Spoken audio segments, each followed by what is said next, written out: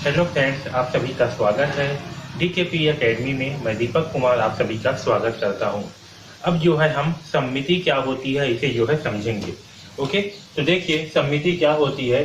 किसी आकृति को हम ठीक आधे से मोड़े तो दोनों ओर समान आकृतियां ही प्राप्त होगी। ठीक है, तो जिस आकृति में हम जो है अगर किसी आकृति को हम 20 से मोड़ेंगे, ठीक है, तो हमें जो है अगर समान आकृति ही प्राप्त होगी तो इस प्रकार की आकृति जो है सममित आकृति कहलाती है। जैसे देखिए यहाँ पर ये आपका आकृति है। अगर इस आकृति को हम इस 20 से जो है मोड़े ऐसे करके तो हमें जो है इस प्रकार से कोई आकृति प्राप्त होगी।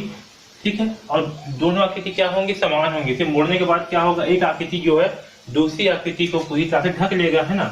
दोनों आकृति जो है हमें समान प्राप्त होगा।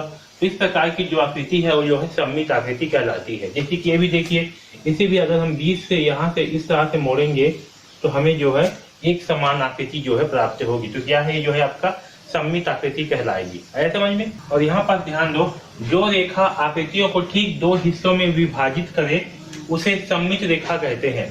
ये जो रेखा है, ठीक है, जो इस आकृति को दो बराबर हिस्सों में क्या करेगी, विभाजित करेगी। तो इस रेखा को हम क्या कहेंगे, इस रेखा को जो है हम सममित रेखा कहेंगे। है समझ में। तो सममित क्या होती है, सममित जो है किसी आकृति को हम ठीक आधे से मोड़े तो दोनों ओर समान आकृतियां ही प्राप्त होगी। इस प्रकार की आकृति को हम सममित आकृति कहेंगे। और ये जो रेखा है, जिस रेखा से जो है मोड़ने पर समान आकृतियां प्राप्त होती है, ये रेखा जो है आपकी सममित रेखा कहलाती है। ओके, इतना समझ में आया सबको।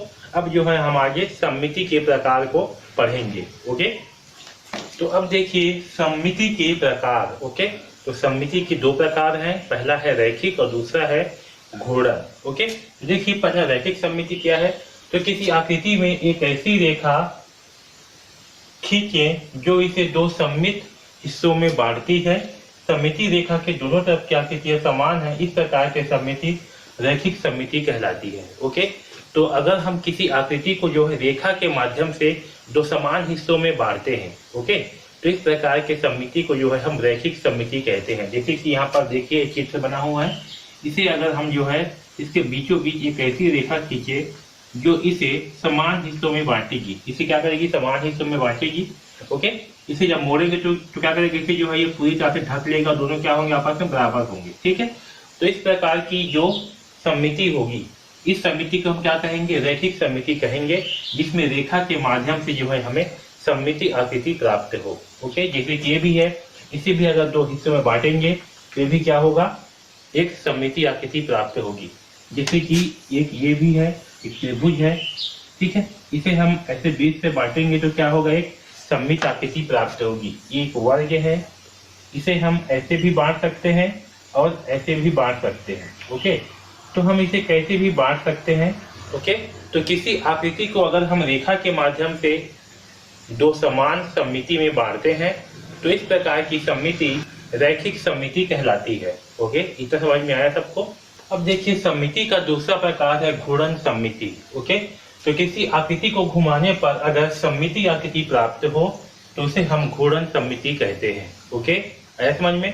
जैसे कि यहाँ देखिए, यहाँ पास एक आकृति बना हुआ है, इसे हम घुमाएंगे तो जब ये पंखी जो है घूम करके यहाँ पास आएगा। जैसे कि इस आकृति में देखिए, ये जो पंखी है हम 1 नंबर देते हैं, इसे 2 से 3 नंबर। ओके, तो देखिए जैसे ये आकृति, ये पंखी जो है घूम करके यहाँ पास आएगा, ये पंखी यहाँ आएगा और ये पंखी यहाँ आएगा, तब हमें जो है एक आकृति प्राप्त होगी जो क्या होगी, इस आकृति के सममित होगी।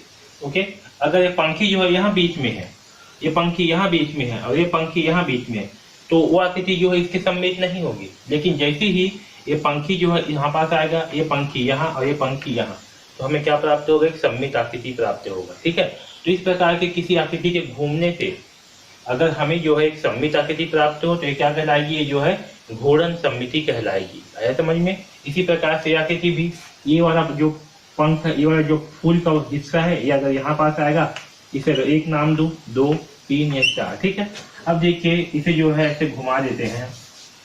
ओके, ये ऐसे ऐसे ऐसे, ठीक है, ऐसे घुमाएंगे तो क्या होगा, 1 यहाँ आ गया, 2 यहाँ आ गया, 3 यहाँ आ गया, 4 यहाँ आ गया। तो क्या हुआ, ये जो है इसी आकृति के समान है। ये आकृति क्या है, इसके समान है, मतलब क्या है, ये जो है एक घूर्णन सममिति है। ओके, लेकिन अगर आकृति जो है इस प्रकार के घूमा हुआ है और ये ऐसे है तो ये क्या होगा, ये जो है सममिति नहीं होगा, क्योंकि यदि अभी क्या है, ये जो है इसके समान नहीं है, इसलिए अभी जो है सममित नहीं होगा। लेकिन जैसे ही ऐसे होगा ये क्या हो जाएगा, सममित होगा।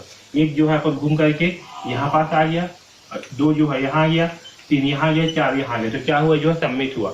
इसी प्रकार से इसे हम और घुमा सकते हैं, जैसे कि ये है तो इसे हम ऐसे भी घुमा सकते हैं, 1 को यहाँ आ गया, 2 यहाँ, 3 यहाँ, 4 यहाँ, तब भी क्या होगा, हमें जो है एक और सममित आकृति प्राप्त होगी। ठीक है, तो इस प्रकार से किसी आकृति के घूमने से जो है अगर हमें सममिति आकृति प्राप्त हो, इस प्रकार की आकृति को हम क्या कहते हैं, सममित आकृति कहते हैं। ओके, सममिति घूर्णन आकृति कहेंगे। ये भी क्या है आपका एक जो है आपका समबाहु त्रिभुज होगा, है ना, जिसकी सभी भुजाएं समान लंबाई की हो, तो ये आपका जो त्रिभुज है ये भी क्या होगा, एक घूर्णन सममिति होगा। क्योंकि जैसे ही हम त्रिभुज को जो है घुमा करके, आपका पहला भुजा है, ये दूसरा पॉइंट है, तीसरा पॉइंट है, इसे घुमा करके यहाँ पास लेके आएंगे, यानी कि आपका ये 1 नंबर कहाँ जाएगा, यहाँ 2, यहाँ 3, इस प्रकार से क्या होगा, एक घूम रहा है, लेकिन तब भी जो है ये हमें एक समान ही दिखाई देगा। तो इस प्रकार के घूर्णन को हम क्या कहेंगे, घूर्णन सममिति कहेंगे। आया समझ में?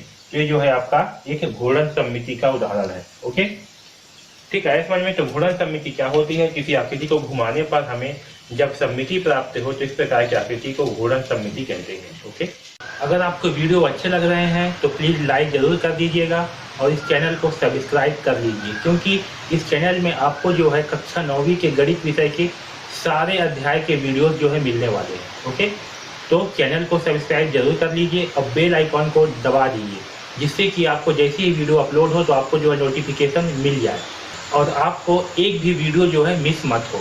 ओके, अगर आपको कुछ भी डाउट है तो आप जो है हमें कमेंट्स बॉक्स में कमेंट्स करके बिल्कुल पूछ सकते हो। ओके, अगर आप जो है कक्षा 9वीं के गणित विषय का कंप्लीट कोर्स चाहते हो बहुत ही कम दाम पर, जिसमें आपको प्रश्नावली के सारे प्रश्नों के हल मिलेंगे, सारे कॉन्सेप्ट मिलेंगे और साथ ही में आपको जितना भी प्रश्न पूछना है, जितना भी डाउट पूछना है, आप हमें पूछ सकते हो।